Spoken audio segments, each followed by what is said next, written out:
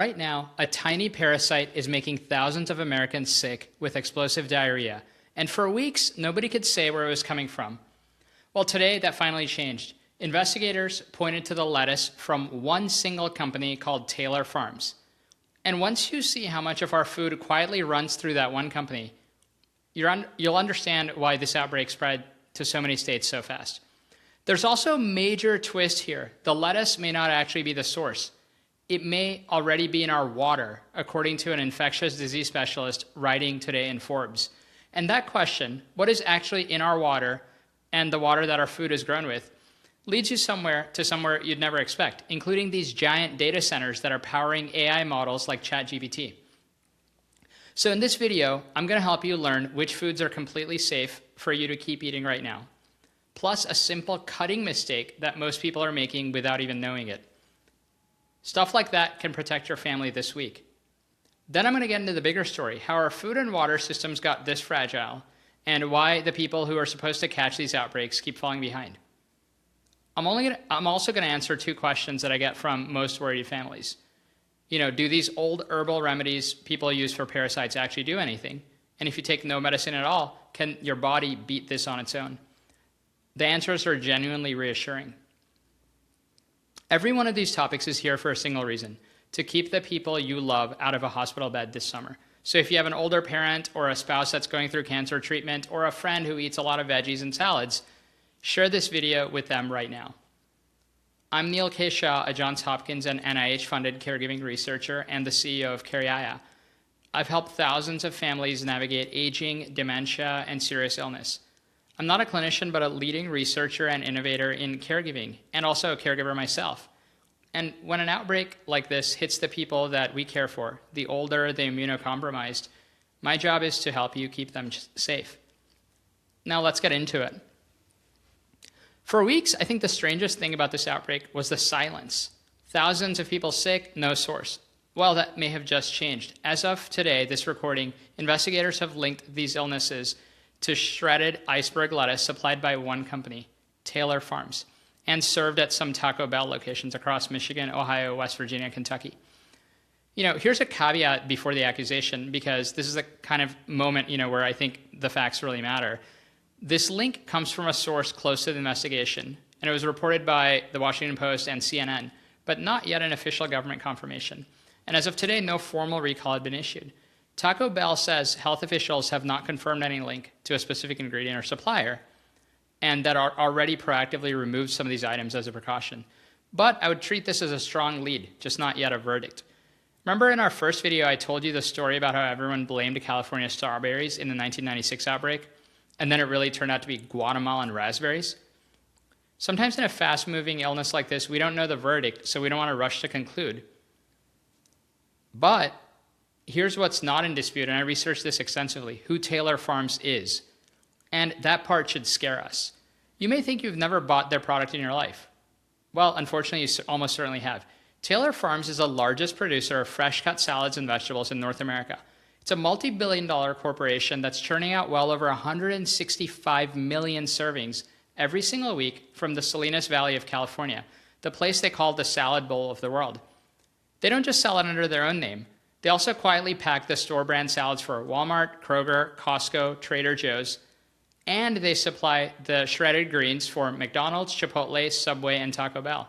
Think about that. Peel back the labels in your own grocery aisle, and a startling share of them lead back to one company's processing lines. I think it's not a scandal by itself, but I do think it's a vulnerability. And it has a name that people use in engineering: a single point of failure. When one supplier feeds dozens of brands, a single contaminated batch doesn't just sicken one restaurant. It can seed an outbreak across 30 states before anyone can connect the dots, because the sick people ate at totally different places. So how did this one company get so big? Well, simple: by buying nearly everyone else. Taylor Farms absorbed Earthbound Farm, the organic salad giant. It swallowed the maker of Eat Smart, the brand. It bought up salad plants in Germany, leafy green suppliers in Britain. What used to be a crowded field full of competitors is now a handful: Taylor Farms, Dole, and Fresh Express. They control the entire grocery shelf. Economists call it an oligopoly. Consumers just think about it as the salad aisle. I personally think when a market gets that concentrated, one hygiene lapse in one plant becomes a national event. Now, does this company have a checkered past? I think it has a documented one. In 2024, an E. coli outbreak tied to McDonald's Quarter Pounders sickened over 100 people and was linked to a death of an older adult in Colorado. Investigators traced the infected onions to a Taylor Farms plant. An FDA inspection of that facility afterward documented real failures in sanitation monitoring and follow-up. Those facts are on the record. So the company's track record on safety is worth scrutinizing, even though some people may say it's due to its size and that'll inevitably have outbreaks. I think the bigger question here isn't about one company at all, but about concentration of power. When a food system consolidates this much, the giants gain enormous influence over the rules that govern them.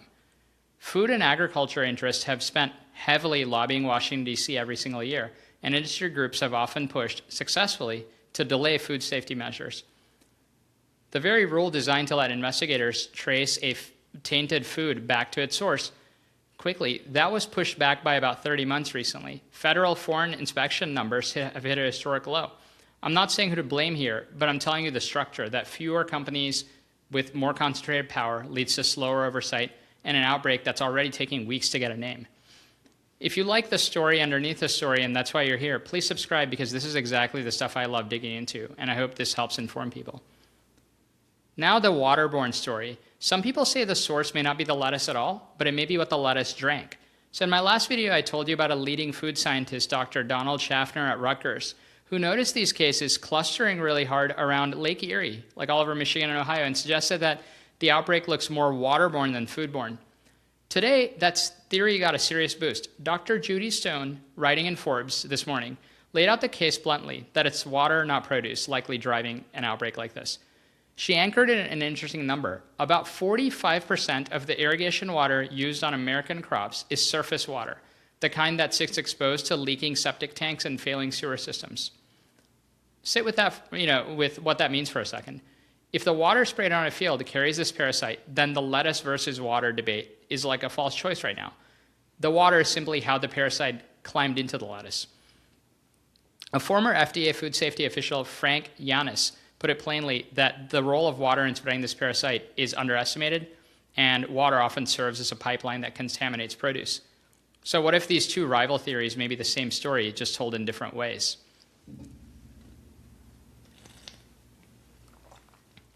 None of this is new, by the way, in the science of disease. I think it's one of the oldest lessons we have in infectious disease. An interesting story, back in 1854, cholera was tearing through the Soho district of London, and the prevailing theory then blamed the bad air. Well, a physician named John Snow didn't buy it. He mapped the deaths house by house in London and watched them cluster around a single public water pump on Broad Street. He couldn't see a germ because they didn't know about that yet, but the pattern was undeniable, so he convinced the officials to remove the pump handle, cut off the water, and the entire cholera outbreak in London collapsed. That single act is considered the birth of modern epidemiology. John Snow proved that disease can ride invisibly in clean-looking water, and if you follow the pattern, you can totally stop it. So now, here we are, a couple hundred years later, watching a scientist map out cases around Lake Erie, and it reminds me of what John Snow did back then to stop that epidemic in London in the 1800s.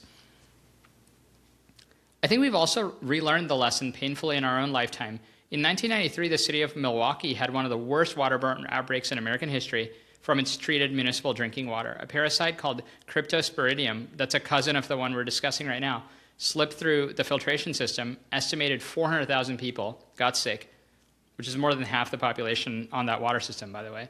And thousands were hospitalized, dozens died, and most of them, were people whose immune systems were already fragile. That was treated tap water. So that's how easily a microscopic parasite can defeat the systems that we assume are protecting us. By the way, there is pushback to this theory. The state of Michigan, the officials have still leaned toward produce and are disputing that there's no water sample in this outbreak that's tested positive yet. So I personally think the water theory is a strong and credible hypothesis, but not proven fact. The safe takeaway for you here, though, is if you're living in affected regions this summer, don't swallow lake or pond water. Know that a swimming pool chlorine won't reliably kill this parasite either. So if you're caring for someone immunocompromised, maybe lean on bottled or filtered water for a while. It'll buy you peace of mind. Also, an interesting part I did not see coming, and I want to handle this carefully here because the internet is running wild with theories. Data centers. Last month in Wyoming, city water officials made a bizarre discovery. A data center affiliated with Meta, one of those enormous warehouses that's full of computers that power artificial intelligence, that data center had flushed its cooling system with water and dumped that water into the city's sewer. And in that water, testing turned up a rare disease or drug-resistant bacterium that officials say they don't even test for normally. The city shut down the data center's discharge immediately and banned the practice for every data center in town. It's very scary, and let me explain what that means in practical terms, because it revealed something bigger. When one of these massive data center facilities first powers up, it fills its cooling pipes with water and then flushes them. Engineers call it fill and flush. So, picture running the tap hard through brand new plumbing to clear it out. That flush water has to go somewhere, and in Cheyenne, it went straight into the municipal system that feeds a plant, which then sprays reclaimed water on parks and green spaces and turns it into a fine mist that people breathe. Officials worried about exactly that. The caveat here, though, is that the bug found in Wyoming is a bacterium, not this Cyclospora parasite behind this outbreak. And to be clear, there's no evidence yet connecting the data center or any data center to the illnesses we're talking about. So, why am I bringing this up at all? Because I think it's a real illustration of the real problem that's going on, under the water theory. We have almost no idea what's going under our shared water systems, and the people supposed to watch this are being outrun. Officials said this isn't something we even normally test for in that data center case. I think across America, data centers are being built at breakneck speed, and they consume staggering amounts of water for cooling, and regulators are totally behind on this. When our capacity to monitor our water that's feeding our people falls behind the things we're putting into it, we're going to get blind spots. And I think blind spots are where outbreaks happen, public health risks hide. That's a real lesson. Not that an AI data center is giving you diarrhea, but that nobody's fully watching the water that we all drink. Share this with anyone who doesn't realize data center facilities have public health risks that people know about. I think this is something worth thinking about. Now, enough with the theories. Let's turn to protecting your family. I covered the core rules in the first two videos, so I'll keep the recap here. Heat is your only weapon. Cook to about 158 degrees, kill this parasite. Washing, chlorine rinses, vinegar, even your freezer, that stuff doesn't reliably kill this parasite. But here's a fresh practical part that almost nobody in the media is saying. The list of foods you can keep eating with confidence. So anything you cook, obviously, is safe. But also anything you peel. If you can peel it, it's essentially safe. Bananas, oranges, avocados, melons. The parasite can cling to the outside, but you're throwing that outside part away. Commercially frozen produce has not yet been linked to a Cyclospora case, so keep that in mind, and neither has cooked food, neither has peeled fruit. So, it's not a small consolation, but you are getting a lot of your, kitchen back. But also, keep in mind there's a technique inside the peeling that matters enormously, and I almost never hear it mentioned. Scrub the rind before you cut. Think about a cantaloupe. If you slice straight through the skin with your knife, and if the parasite is riding on that surface, your blade now is just going to carry it straight from the outside, straight into the sweet flesh that you're about to eat. So then the peel didn't protect you because the knife just defeated it. So clear rule, wash and scrub the outside of anything like melons, cucumbers, any hard rind. Wash it under running water first and then cut it. That washing closes a door of risk that many people might not even realize is open. Now, a reassurance I want to give most caregivers, because it'll remove a layer of fear. This parasite only affects humans, only us. It cannot live in a cow, a chicken, a pig, or a fish. So it means two things. First, your meat is not a source of this outbreak. This is a produce and water parasite. So cook your veggies safely for the usual reasons, but you don't need to fear if you eat steak or chicken breast the way that you'd fear a raw salad. And then second, this eases a real worry in homes with pets. Your dog and your cat cannot catch this, and they can't give it to you. So you will not get it from your animals, and they will not get it from, the person, living at home. So in a house that's already stretched thin by anxiety, I think crossing these anxieties off the list can be a genuine relief for people. Now, here's a bunch of other questions flooding my inbox from very curious people among you, and I love these questions, by the way. In the last video, I walked through the science on berberine and researcher Tu Youyou, the Chinese scientist who won the Nobel Prize for studying the herb wormwood.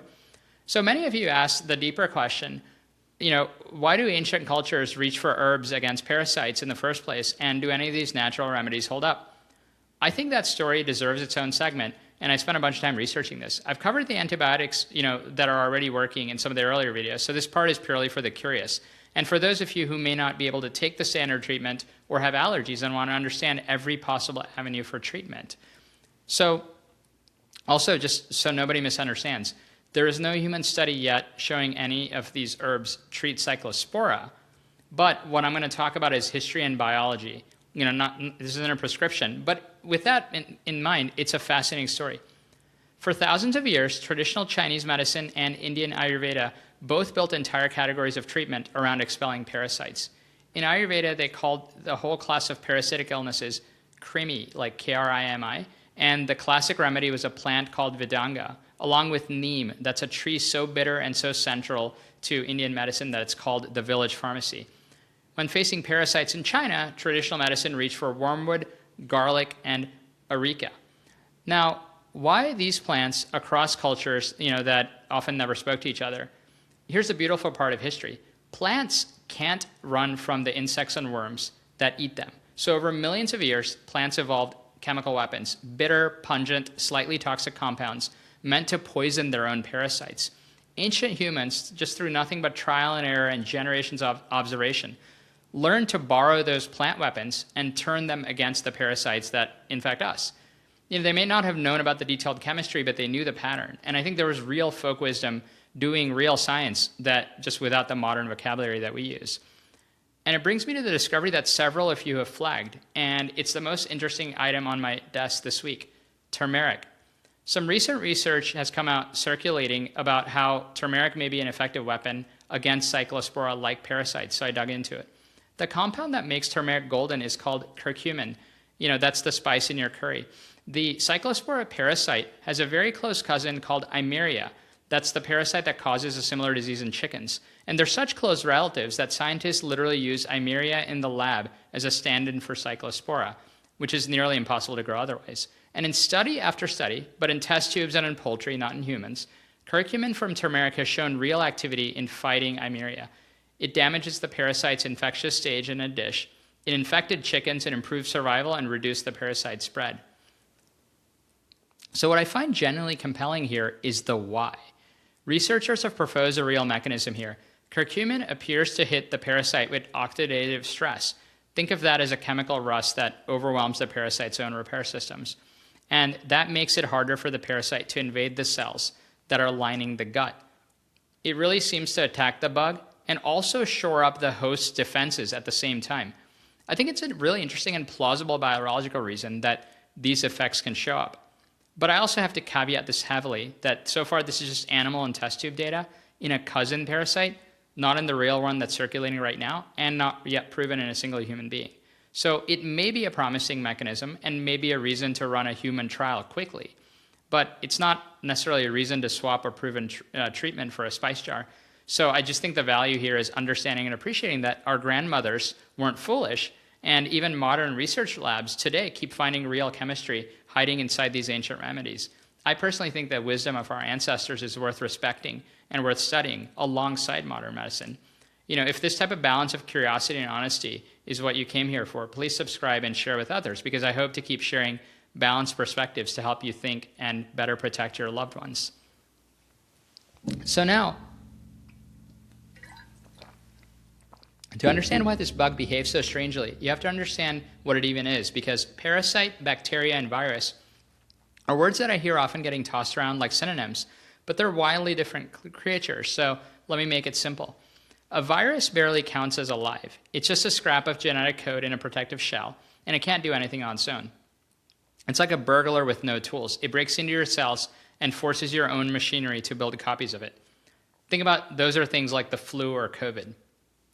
A bacterium is a genuine living cell, small, simple, but fully alive with its own machinery. It can eat, grow, and multiply on its own, sometimes even doubling every 20 minutes. That's things like strep throat, E. coli that we talked about.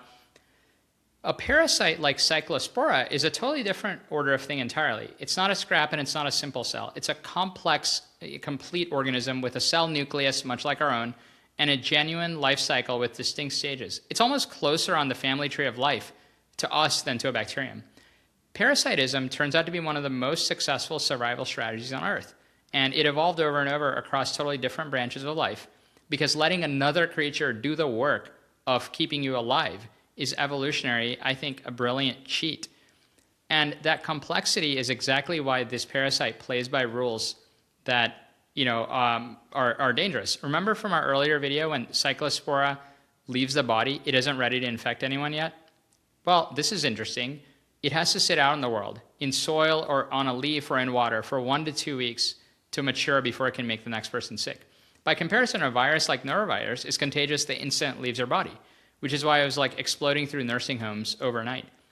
Thankfully, Cyclospora can't do that. Its own complicated life cycle forces a delay that makes person-to-person spread essentially impossible. And I think that reassures caregivers out there. It makes it the same thing that makes it a complicated organism, keeps it from jumping from person to person. So that leads to the question I get the most from families weighing whether or not to even see a doctor. If we do nothing, will the body just clear it? And the answer on that is reassuring, with a caveat that I also need you to hear. In a healthy person, yes, you will clear it. The immune system usually wins on its own and defeats a parasite like this. Here's roughly how. The parasite stays in your gut. It doesn't invade the bloodstream or spread through the body in someone with normal defenses. It sets up in the lining of your small intestine. Then your immune system, led by specialized cells that patrol that lining, recognize the invader, mount a response, and gradually clear it out. Human bodies have been fighting gut parasites for thousands of years, as long as there have been humans. So nature has given us the means to fight back.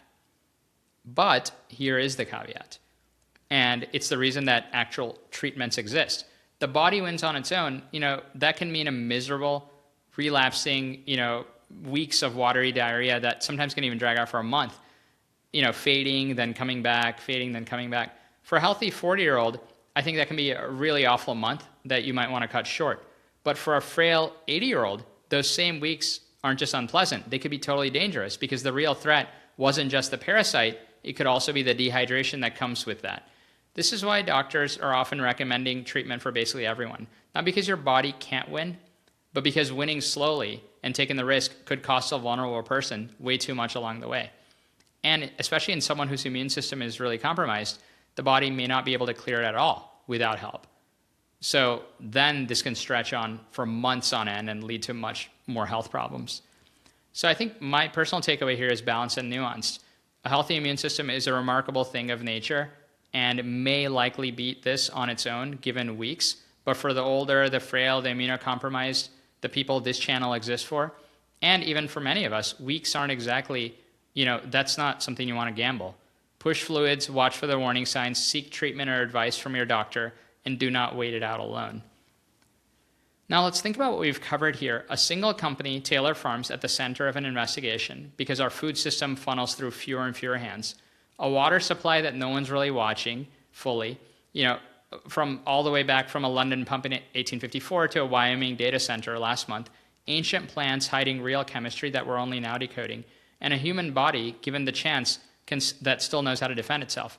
The thread connecting all of this is the same one that John Snow found in 1854 in London. Pay attention to the patterns around you, and you can protect the people you love, even if the institutions meant to protect us are falling a step behind. Hopefully you now know more than most people will ever hear on the news. You'll know which foods are safe, why the steak and the dog are totally fine, why to scrub the rind before cutting it with a knife, why this parasite can't spread from the person you're caring for to you. Knowledge like that only matters if it travels, so please do 2 things that can keep this work alive and keep the community safe. Subscribe so you can get these briefings before the headlines catch up. And share this with 3 people right now. Your friend who's still eating raw veggies, someone you know going through cancer treatment whose body can't take a hit right now, and the parent or grandparent whose age simply puts them most at risk. 3 people you can protect in less than a couple of minutes just because you cared enough to send this. For anything that you can't handle alone, there is help out there and it's free and real. The CDC and the FDA outbreak pages have verified information and real-time updates. Foodsafety.gov for recalls, 211 for local support, elder care locator 1-800-677-1116 connects families to meals, in-home help, and caregiver support. since the early 1990s. Pay attention to what's going on as this develops and ask the hard questions. If you're fighting this, please stay hydrated and make sure that you have support. And please check in on the people who are maybe too proud or too tired to check in on themselves. I'm Neal K. Shah. Please take care of yourself, take care of your loved ones, and I'll see you in the next one.